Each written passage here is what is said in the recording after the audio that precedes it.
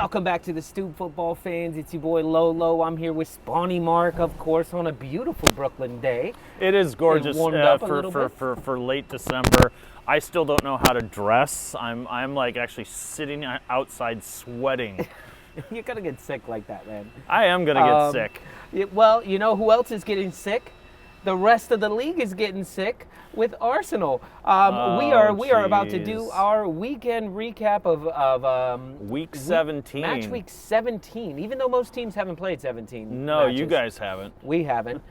And we're sitting up top of the table, 5 points clear, with the game in hand on a lot of teams. Not Manchester City. Not a game in hand on Manchester City. That's the whole thing. You guys are all like, and we've got a game in hand. Your game in hand is against City, and they're Bring gonna 'em. like. Bring You 'em. know what? Bring 'em. You know what? Bring I 'em think on. I think bring them this year because I think. Holy shit! You know, It's gonna be fun. My biggest gonna be complaint about Arsenal, and I know you guys have heard it, and it's all been about the goal scoring. First of all, Arsenal was never scoring enough goals for me for the amount of talent they have. They've fixed that. And then when they were scoring, I would complain that that the goals were just these little cheap ping pong pinball-y around the 6-yard box, and they get a lucky goal, and I wasn't satisfied with that. But I just watched the goals, against West Ham, and it's so great to have a match where you see a goal and it's great. The little lofty pass that João Moutinho gave to Daniel Podence in the Wolves match. That was pretty. Hold on, I'm getting there. Hold on, I'm getting there. And that was a pretty goal. But Arsenal didn't give you just one pretty goal, not two pretty goals, but all 3 goals were mind-blowingly good. Martinelli on the near post, a flabby Hansky should have stopped it, but that's how much acceleration was on the ball. And you don't expect him to go near And then post. the little making American Ballet Company proud, the little spin. Eddie Nketiah. Putting whoever the defender was on the spin cycle, and just that lovely. I gotta say, now, not too many people are giving Eddie credit for that spin move, but he sensed the defender, and if he just tried to take it in stride and go through that gets blocked, and it's not a goal. Yeah. What he did was he felt the pressure, and he knew, nope, I'm going this way, and then he had the composure to slot it in. To me, fantastic goal. Yeah. Fantastic goal. It kind of reminded Because Eddie's me more of a truck where he likes to dive through and power through. Definitely. Where that would have been it blocked. reminded me of a bit of Pepe last year. No, 2 years ago, Arsenal against Wolves. Oh yeah. And Pepe did a little spin move on. Pepe had lots of that. I think it was on. in his locker. I think it was on Den Donker or something like that, but it's a long time ago. Well, listen, you mentioned 3 names right there: Martinelli, Saka, Nketiah. I didn't mention Saka. You were about to. And I cut you off. But is it or is it a strange coincidence that for so long at Barcelona they had the law firm of MSN, the Messi, Suarez, Neymar? We got Martinelli, Saka, Nketiah. Is that just a coincidence? We've got our own little MSN going on right now. It's one of these. It's a stretch. It's a reach. It's a wretch. It's a wretch. It's a wretch. It's a wretch because the fact that you are so excited that you are willing to compare your front I'm three just comparing the with names. Neymar, I'm just comparing the Messi, names. and who else? Suarez. Is there a yellow? At least a warning. I'm going to give you a warning on that. No, as just messing, but hey, I'm so stoked to come back, and we wanted to see where all the Premier League clubs were after the World Cup break. Do we just continue the same way that we have been? All the big teams seem to win. There were no real shocks going on in this. West Ham going up 1 goal was a shock. I tell you what was a shock for me was that Palace got not 1 but 2 red cards. I didn't watch that match, Down to I 9, did man. think that Palace was going to beat Fulham. See, I didn't have them beating Fulham. I had that. I think in my bets I chose Fulham win or draw. Yeah. I don't have this belief in Palace right now. I just don't know what they're up to. You know what? I don't think anybody wants to I don't know be what there they're anymore. up to, and they run the risk of losing a player like Zaha or getting picked off. Yeah. And I'm surprised I haven't heard more Crystal Palace players on the transfer market right now, because right now they got to be thinking, okay, this isn't working. Yeah. But Yeah. Going back to things went kind of the way we expected them to go. You were mentioning to me that when Arsenal went down 1-0, just like every Arsenal fan at the Emirates and me sitting here watching, I knew we were going to get an equalizer, and I knew when the equalizer came, we were going to get the go-ahead. Yeah, absolutely. And you, as a Wolves Absolutely. fan, you're watching this. Yeah. You had faith that we were going to get that goal. In fact, on the Saka scored first, when that was happening, I was like thinking to myself, just before it happened, I was like, it's only a matter of time. They're going to score, and there they go.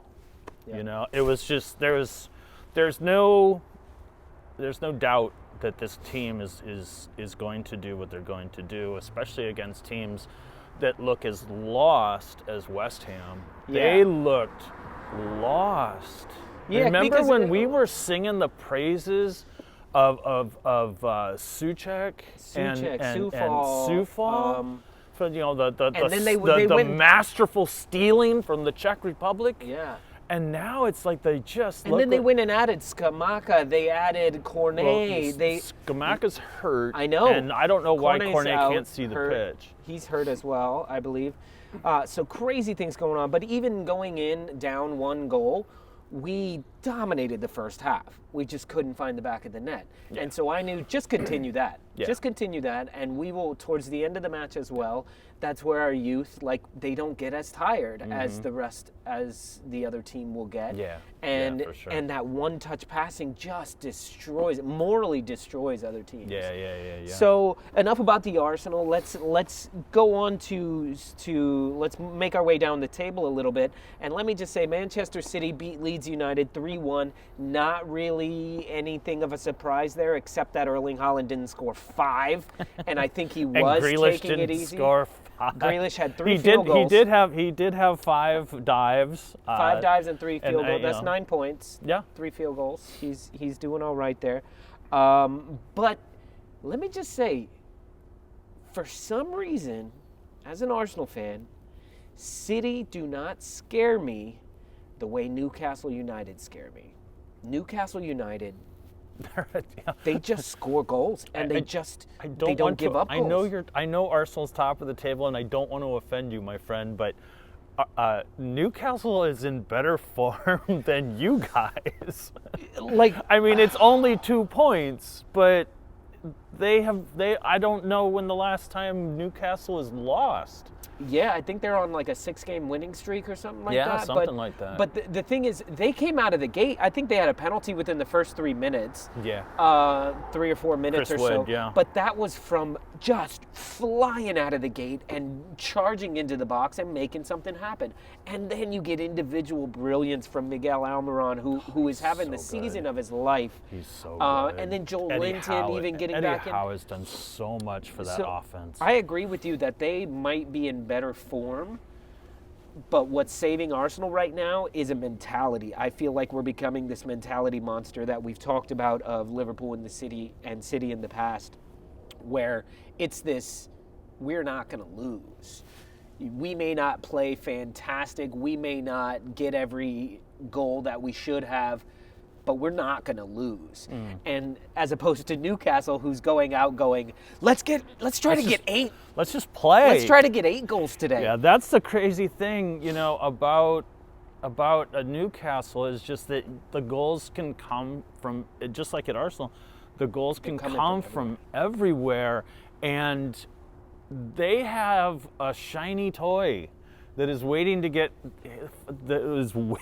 get healthy that we haven't even really seen yet in Alexander Isak. Mark, they have 3 toys. One is brand new, one is a little older, and the other's a little older, but they did that without Callum Wilson, without Isak, without St. Maximin. When those 3 come back, first of all, they don't walk into the team. No, because, they really because right don't. now, why would you But mess can with you anything? imagine bringing that off the at bench? like the 60th St. minute? Maximin off the bench? Are you You're out of your bringing him mind? at 65th minute. You're already holding a lead, probably. I mean, Like, you can't find a way to break through. You take Chris Wood out and you put Callum Wilson on? Like, that's what I'm saying. Newcastle United fans are all saying right now, like, enough about saying Newcastle could win the league. Like, let's not talk about that. We just want top 4, blah, blah.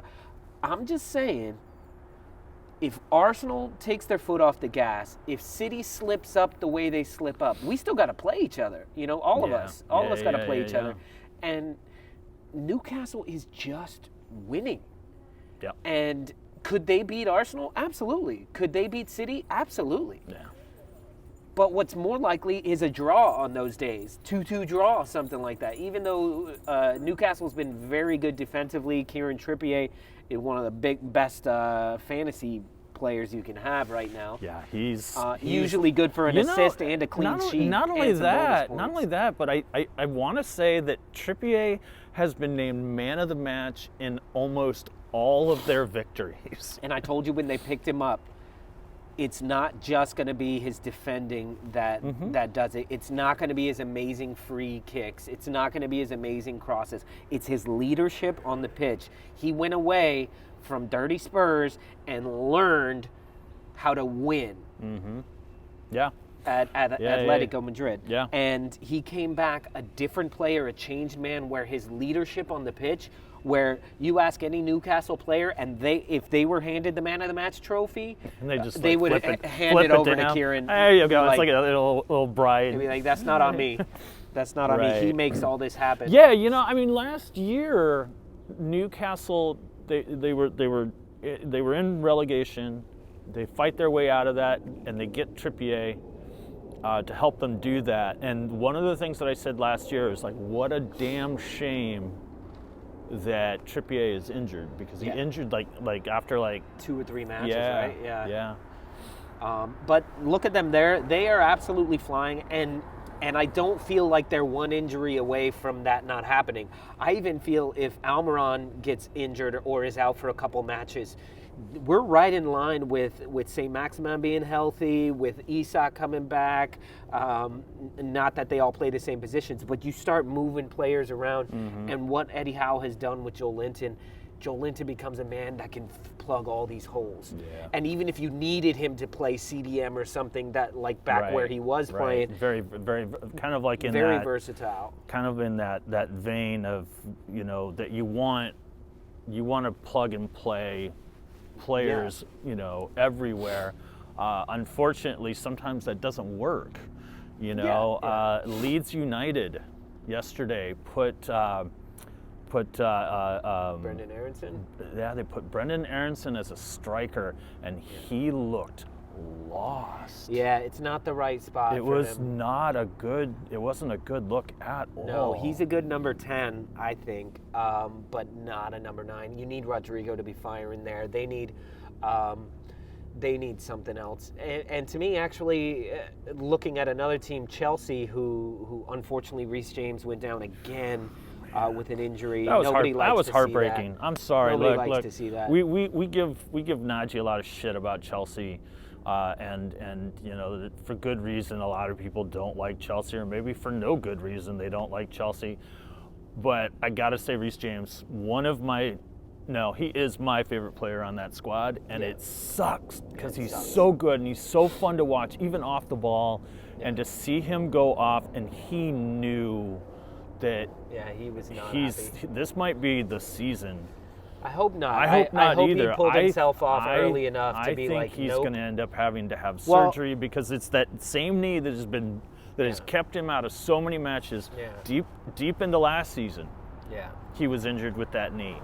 injured with it again. He had surgery on it in October, was out a couple of months, and just like when you pull your jersey as you come off and you're over your head, that tells me something. Yeah. That tells me something is not right. But so best of luck with your recovery there, Reece James. But another Chelsea player that is just not doing it for Chelsea Your boy. is Christian Pulisic. Yeah.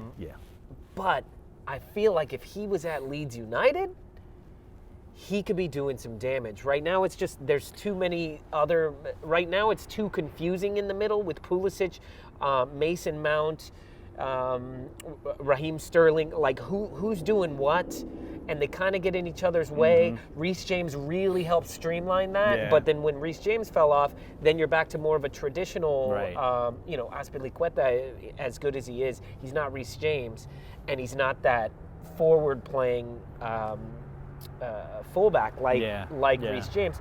So then all of a sudden, Pulisic gets lost. Is he a striker? Is he a 10? Is he a winger? And they're good morning. And they're not quite hitting it off in the right way. Where I feel like what was wrong with Leeds United yesterday was ice cream delivery truck. It's not that warm. Yeah. It's not that warm.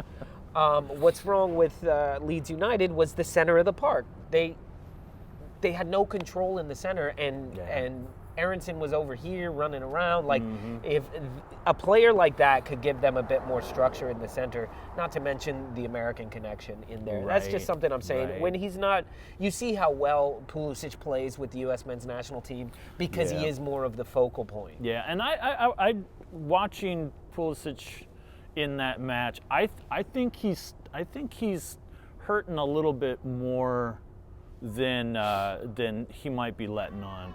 He injured himself in the match against Iran, was it? He collided with the post and was down. Yeah. There was question. He came back and he played the game against played the game against Netherlands, but there was a little spark missing. Yeah.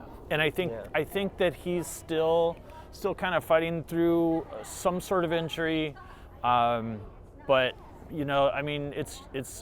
it's an embarrassment of riches, and I just don't know if Tuchel couldn't do it, and I don't think Potter's going to be able to do it. That's where we go back to either. Pep Guardiola, where you're like, oh, well, you have all the best players in the world. Of course you're going to win. No, it's man management. It's something that even like Arteta knew he couldn't do. He needed the younger people who would actually listen to him as opposed to the egos. Right. And Graham Potter did so well with Brighton because all of those players were no names that he helped and Brighton helped create them and sell them for $50 million and sell them and then get other players who are slightly better. So not saying that it's Graham Potter's fault. We're just talking about an embarrassment of riches. But it is just and when they're looking to buy strikers with Pierre-Emerick Aubameyang sitting on the bench right there, what a diss in your head. Hey, how you doing? You must have had a great time. Yeah, we're actually recording right now. But it's all right. Yes, we had a fantastic World Cup. It was absolutely fantastic. Back to Premier League, though. Good to see you. Yeah, it's just crazy. It's crazy what's going on with Chelsea right now. So let's look at that top four race right now. It's Arsenal, City, Newcastle. And then we got a team just sitting there, just kind of like hanging out, hoping to get this fourth spot, being very Spursy about the way they're doing things.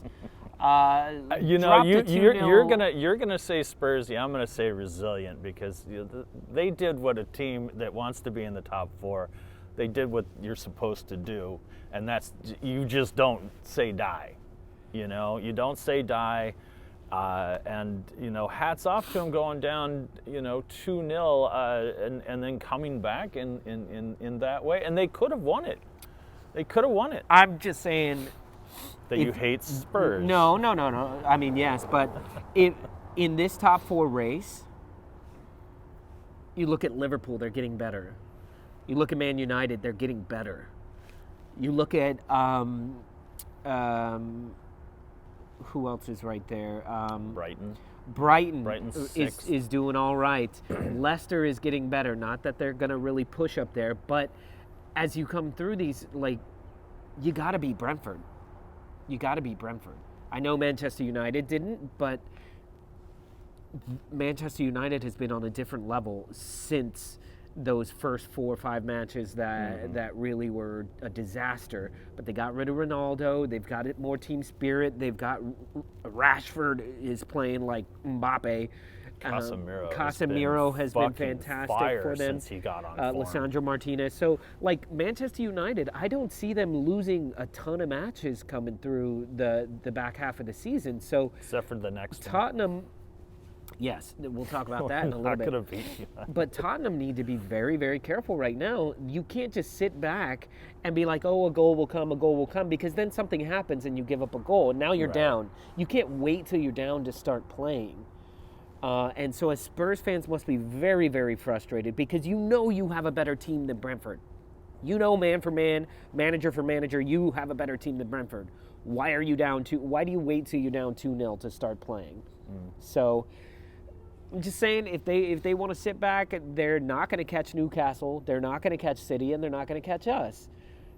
They will probably be caught by Liverpool and by Manchester United, if not Brighton as well. We'll see. So, we'll see. And it's not like they're missing a piece that they could buy in January. Like, I don't feel like they need anybody. What they need is they need a fit and informed human son. I don't think he likes playing with the Rudiger mask. No, you know. Clearly.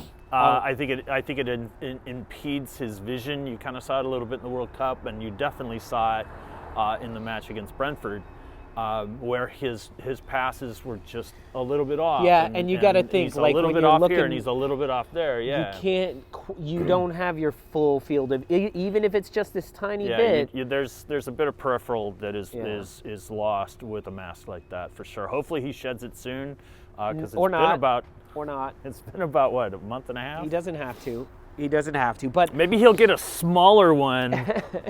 And it looked like the Lone Ranger. It'll look like the Lone Ranger, and he'll just do that instead, because he does right. Yeah, he's got to. He does that, but now he'll just do this. Like, maybe get some of those Ray-Ban Google specs. To be honest, it wouldn't surprise me if that was designed by Ray-Ban. So let's just to end the recap video, we gotta talk about your club, Wolverhampton. Because I was saying, and you were saying, that you're not afraid of relegation because you see things changing and things moving. Mm-hmm. I was saying as well, you're getting a lot of good players in, and they're working better together. Now you have a manager who's coming in fresh, a good manager who, you know, you can hopefully get that manager bump, and maybe that's what happened at Everton, was a little bit of a new manager bump where they went and won it for him. Because you guys went down 1-0, right? We went down 1-0, yeah. And I'm trying to remember the goal. It was a set piece. Yeah, that came out and it was a Podence set took piece. the set. No, I'm talking about the Everton goal. It was just ridiculous.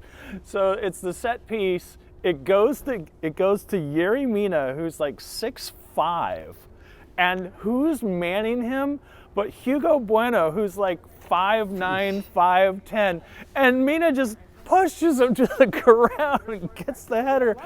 We have gotten so small. We have gotten rid of all of our height, and it's hurting. In this particular match, it was painfully certain. You know, when you lose a Willy Bolly who's like 6'5", when you lose Dendonker, who was 6'3", or still is, Connor Cody's 6+. Raul Jimenez, surprisingly, is 6'3", and can jump.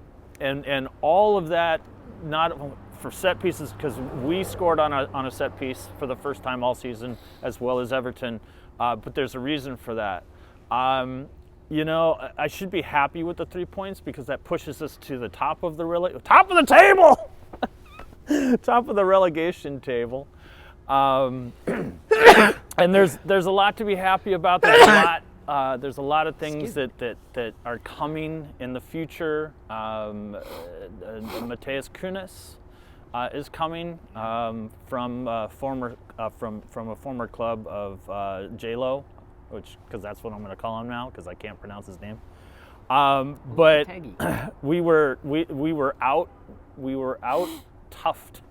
The physical nature of Everton proved to be really tough, and they knocked on the door, and they knocked on the door, and they knocked on the door. Anthony Gordon should have scored 6 goals, but there was just, your brother-in-law Lawler says, sometimes you get the rub of the green. We got the rub of the green. I don't believe we deserved to win that match. And an effort like that might be good enough to beat an Everton, but is that effort going to be good enough in the next 3 matches when we've got Man United? Is it going to be good enough against West Ham? I don't know who we get after that, but it's the effort. The effort is there, but it's not there, and it has to get better. This is only one game. I hope the Wolves fans enjoy it. I hope the Wolves enjoy that moment, but there's so much work to be done. There is so much work to be done. But Mark, to say that you guys didn't deserve it, watching the last 10 minutes of that match, it's a 1-1 draw. A draw is not good for either of your teams, for your team or for Everton. Both of y'all needed to be looking at that match of we need 3 points. And if I had to think of a team that deserved to nick a win at the end of the match, it was Wolves. You guys were the ones running your ass off. Look at that last goal. It was just a barrage. It was. And then to end with one of your defenders, it's something that we saw against Gillington. It was kind of a same style of goal that was scored by Ryan Aitniori. I like him up front. I like him on the wing position because his speed and footwork, and he has a nose for the net. I think he can do a lot for the squad. I just don't want to see him as a left back because tracking back and forth, he gets lost. So if you're watching, Wolves, J-Lo, Lopetegui, if you're watching, and I know you are because you tune in, let's not only put Aitniori on the wing, but the rumor about selling him off with a loan and an option to buy or just selling him outright, don't do it. Don't do it. I didn't say that about Morgan Gibbs-White because I didn't see any potential. And that was good money. And we got a lot of money. We got 45 for him. Yeah. They're talking 15 to 20 for Aitniori. That's a robbery, especially after you've just decided that Connor Cody wasn't good enough and you got rid of him for $7 million. Don't do it with Ryan Aitniori. I see a ton of potential, and he's going to be good. All right, well, that's our recap of Week 17. Stay tuned. We will be releasing another video out shortly, doing our weekend watch list for the weekend to come, because this is still the holiday season, and even though the World Cup was here, they're coming. What do they love to say? They're coming fast and thick and fast. Thick and fast. Thick and fast. Whatever. And fast. But yeah, so please, if you like the video, like, subscribe, share, all that good stuff. We will see you back in just a few. Peace from Brooklyn.